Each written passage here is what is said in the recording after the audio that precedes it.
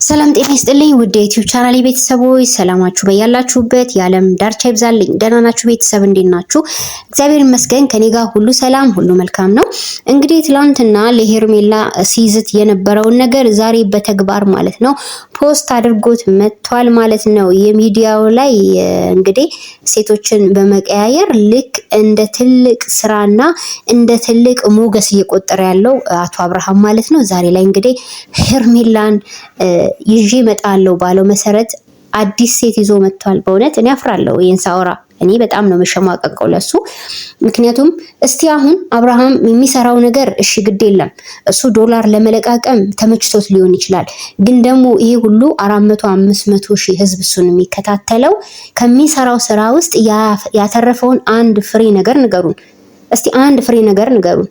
ሜቢ እኛ የምናስተውለው ሌሎች ወገኖቻችን ባልሆነ መንገድ እንዳይሄዱ የምንችለውን በአቅማችን የምናቃትን ያክል ሰዎች ወደ ጥመት እንዳይሄዱ እንለፈልፋለን፣ ቢሳካልንም ባይሳካልንም። ነገር ግን ደግሞ ይሄንን ነገር ሳይረዱ አብርሃም የሚያደርገው ነገር ሁሉ ልክ ነው ብለው የሚቀበሉ ፋየር ኤጅ ላይ ያሉ ወጣቶችን አስቡ። መቼስ ሁሉም ሰው ህይወትን ይመሰርታል፣ ልጅ ይወልዳል። ነገ ወዲያ ልጆቻችሁ ሲያድጉና ፋየር ኤጅ ላይ ሲደርሱ እንደዚህ አይነት ህይወትን እያስተናገዱ እንዲቀጥሉ የሚያበረታታ ቪዲዮ ነው ብዬ ነው የማስበው። ማለት ለታሪክ የሚቀመጥ ነው አይደል? ይሄ ቪዲዮ መቼስ ሳይጠፋ ሚዲያ ያዘው ነገር ያዘው ነው። ስለዚህ እሱ ምንድነው እንዴት እንደ ባለ ህሊና እንዴት አይሆንም ሰው? ትላንት ዛተ አመጣታለሁ አለ። ይኸው ዛሬ ፖስት አድርጎ መጣ ማለት ነው። ፎቶ ከጀርባዋ ፍቅር ነው የምትመስለው። ቤተሰብ ፍቅርን አወቃችኋት? መጀመሪያ ከአብርሃም ጋራ መጀመሪያ ቪዲዮ ስትሰራ የነበረችው ጓደኛው ማለት ነው። እና ጀርባዋ እሷን ነው የሚመስለው። ለማንኛውም ግን አብርሃም ይሄ ስራ እንደ ትልቅ አንበሳ እንደገደለ እኔ እንጃ ብቻ አላቅም። በጣም ለትልቅ ነገር አይተከው ነው እየሄድክበት ያለከው። ግን ሚዲያው ላይ አሁን ላይ እኔ ያየሁት ነገር የፈራው ልክ ነው። ምክንያቱም በጣም እየተከፉ ያሉ ብዙ ኦዲየንሶች እየወጡ ነው። የምትሰራውን ስራ ካላስተካከልክ ከነገ ወዲያ ክስረት የሚባለው ወይም ደግሞ ውርደት ወይም ደግሞ ትናንትና እንደፈለጉ ሲሆኑ የነበሩ ዛሬ ላይ አፍረው የሚመጡበትን ነገር ነው። ስለዚህ ማለት ነው ከዚህ ሁሉ ይልቅ ግን የተስተካከለ ህይወት ይዘክ የተስተካከለ ነገር ቢያንስ ለኦዲየንስ እየሰራህ አምጣ። ይሄ የህዝብ ሚዲያ ነው። ህዝብ ላይ ደግሞ የሚያየው ነገር ደግሞ በጥመት መንገድ እንዲሄድ የማንፈልግ ሰዎች ስላለን ማለት ነው። ስለዚህ ቤተሰብ እንግዲህ የተደረገ ያለውን ነገር ሁላችሁም እያያችሁት ነው። እኔ እንጃ በጣም ብዙ ዩቲዩበሮችን አይቻለሁ። በአብርሃም ልክ ግን ከባህልና ከእምነት ወጣ ያለ ቪዲዮ እየሰራ የሚመጣ ማንም አላጋጠመኝም። እቺ ደግሞ ሰባተኛዋ ሴት ማንቶን ቤተሰብ ባይዜ 7 ላይ ደርሷል።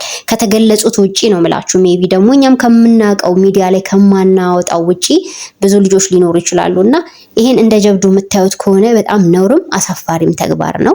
አብርሃም በጣም ትገርመኛለህ። ቢያንስ አንዳንድ ጊዜ እንዲያውም እንዲሁ ጥርጥር ምናምን እያልክ ቪዲዮ ስትለቅ ይገርመኛልና እንዴ ሰው እንዴት በስራው አያፍርም እላለሁ። ማለት ለህዝብ የሚጠቅም ወይም አብርሃም እኮ ተብሎ ስሙ ሚዲያ ላይ ሊወደስ የሚችል ማንነት የለክም።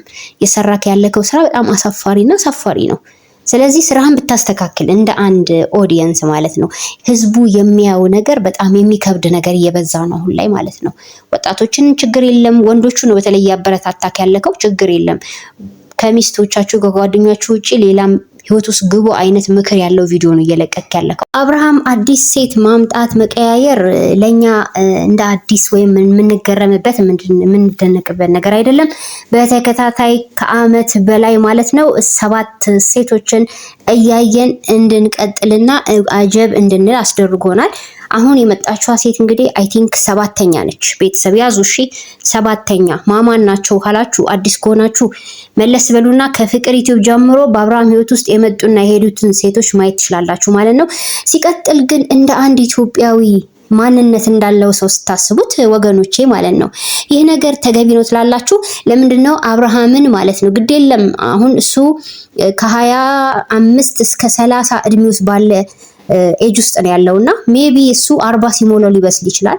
ግን አጠገቡ ትንሽም ቢሆን በእድሜ ከፍ የምትሉ ማሰብ ማገናዘብ የምትችሉ ሰዎች የላችሁ የምትመክሩት ምናልባት ለህዝብ ኢትዮጵያዊን የወከለ ህዝብን ያለማያሳዝን ነገር መስራት ቢችል ማለት ነው።